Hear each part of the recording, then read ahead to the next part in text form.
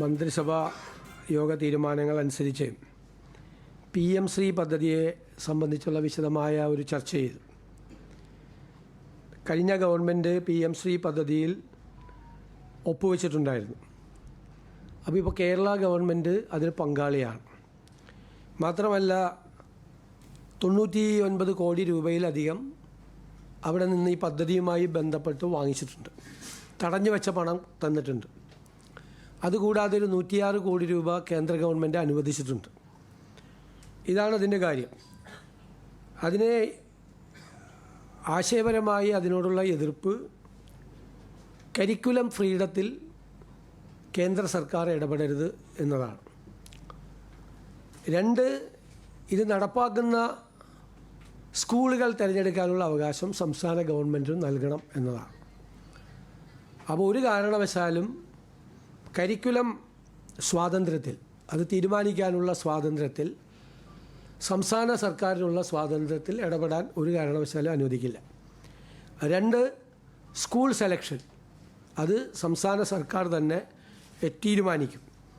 ഇതുമായി ബന്ധപ്പെട്ട കാര്യങ്ങൾ കേന്ദ്ര സർക്കാരിനെ അറിയിക്കാൻ PM ശ്രീ പദ്ധതിയുമായിട്ടുള്ള UDF സർക്കാരിൻ്റെ ആശയപരമായ നിലപാടുകൾ അറിയിക്കാനുള്ള കാര്യങ്ങൾ തയ്യാറാക്കുന്നതിന് വേണ്ടി പൊതുവിദ്യാഭ്യാസ മന്ത്രി ശ്രീ ഷംസുദ്ദീൻ കൺവീനറും മന്ത്രിമാരായ Shri Roji M. John, Shri PC Vishwanath, Shri M. Liju എന്നിവർ അംഗങ്ങളുമായിട്ടുള്ള ഒരു കമ്മിറ്റി, മന്ത്രിസഭാ ഉപസമിതിയെ നിയമിച്ചിട്ടുണ്ട്. അവർ റിപ്പോർട്ട് സമർപ്പിക്കും. അതുപോലെ വളരെ പ്രധാനപ്പെട്ട ഒരു ഭരണപരിഷ്കാര നടപടി ഇന്നത്തെ മന്ത്രിസഭാ യോഗം തീരുമാനിച്ചു. ഞങ്ങൾ പരിശോധിച്ചപ്പോൾ നിരവധി ഫയലുകൾ ധനകാര്യ വകുപ്പിലേക്ക് വരികയാണ്. നിരവധി ഫയലുകൾ, ആവശ്യമില്ലാത്ത ഫയലുകൾ ധാരാളമായി വരികയാണ്. അതിൽ ഭൂരിഭാഗം ഫയലുകളും ധനപരമായ കോഡ് ഓഫ് കോണ്ടക്റ്റ് അറിയാതെ വരുന്ന ഫയലുകളാണ് വിവിധ ഡിപ്പാർട്ട്മെൻറ്റുകളിൽ നിന്ന്. അത് പലതും തിരിച്ചയക്കേണ്ടി വരികയാണ്. ഇതെല്ലാം വ്യാപകമായ തരത്തിലുള്ള നമ്മുടെ നടപടിക്രമങ്ങൾ വൈകിപ്പിക്കുന്നതിന്, പദ്ധതികൾ വൈകുന്നതിന്, സർക്കാർ എടുക്കുന്ന തീരുമാനം നടപ്പിലാക്കുന്നതിനുള്ള തടസ്സങ്ങളെല്ലാം ഉണ്ടാകുകയാണ്. അതുകൊണ്ട് 1974 കേന്ദ്ര സർക്കാർ രൂപീകരിച്ച മാതൃകയിൽ എല്ലാ വകുപ്പിലും സർക്കാർ ഒരു ഇൻ്റഗ്രേറ്റഡ് ഫിനാൻഷ്യൽ അഡ്വൈസർ നിയമിക്കാൻ വേണ്ടിയിട്ട് തീരുമാനിച്ചിരിക്കുകയാണ്, എല്ലാ വകുപ്പിലും. അപ്പോൾ ധനപരമായ കാര്യങ്ങൾ ഒരു സ്ക്രൂട്ടിനി അവിടെ ഉണ്ടാവും. ധനവകുപ്പിലെ ഉദ്യോഗസ്ഥന്മാർ തന്നെ ഒരു സാമ്പത്തിക ചെലവും സർക്കാരിന് ഇല്ലാതെ എല്ലാ വകുപ്പിലും ഒരു ഇൻ്റഗ്രേറ്റഡ് ഫിനാൻഷ്യൽ അഡ്വൈസർ ഉണ്ടാവും.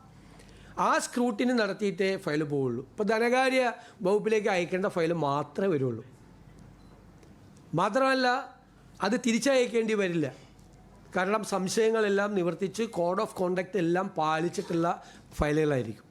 അപ്പോൾ ഒരു വളരെ ഭരണപരിഷ്കാര നടപടികളുമായി ബന്ധപ്പെട്ട ഒരു വിപ്ലവകരമായ ഒരു തീരുമാനമാണ് ഇൻ്റഗ്രേറ്റഡ് ഫിനാൻഷ്യൽ അഡ്വൈസറെ.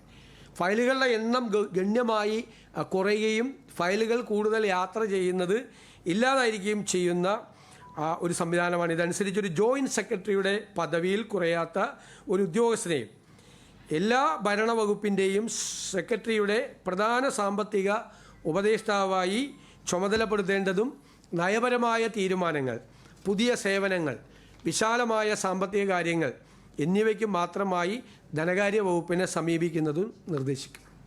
ധനകാര്യ വകുപ്പ് സത്യത്തിൽ കയ്യിലുള്ള കുറേ അധികാരങ്ങൾ കൂടി താഴെയുള്ള വകുപ്പുകളിലേക്ക് ഡീസെൻട്രലൈസ് ചെയ്ത് കൊടുക്കുകയും ചെയ്യുകയാണ്. നടപടിക്രമങ്ങൾ സുഗമമാക്കാൻ വലിയ മാറ്റം ഇതിൻ്റെ ഭാഗമായി ഉണ്ടാകും എന്ന് പ്രതീക്ഷിക്കുന്നു.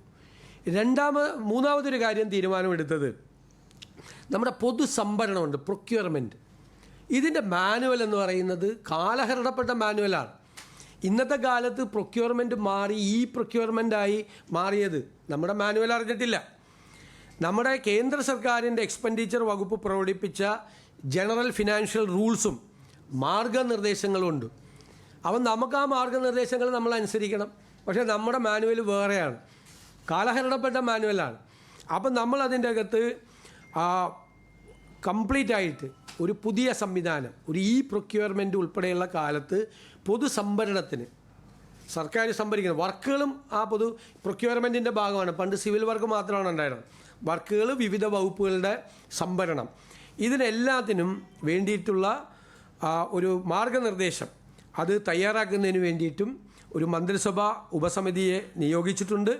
പൊതുമരാമത്ത്, tourism, IT, higher education, water resources മന്ത്രിമാരുടെ നേതൃത്വത്തിലുള്ള ഒരു ഉപസമിതിയാണ്. ഇവർ കൃത്യമായിട്ട് ഓരോ വകുപ്പിലെ കാര്യത്തെക്കുറിച്ച് റിപ്പോർട്ട് നൽകുകയും സംഭരണം, ഒരു പ്രൊക്യൂർമെൻറ്റ് നടക്കുന്നത് ഏറ്റവും ആധുനികമായ സങ്കേതങ്ങൾ ഉപയോഗിച്ചുകൊണ്ടും വേഗത്തിൽ നടത്താനും ട്രാൻസ്പെറൻ്റായി സുതാര്യമായി നടത്താനുമുള്ള സംവിധാനങ്ങൾ ഏർപ്പെടുത്തും. ഈ സർക്കാരിൻ്റെ ആദ്യത്തെ 100 ദിവസത്തെ കർമ്മ പരിപാടികൾ ജൂലൈ 1 മുതൽ നടപ്പാക്കും. 100 ദിവസത്തേക്ക്, ജൂലൈ 1 മുതൽ 100 ദിവസത്തേക്ക് നടപ്പാക്കും.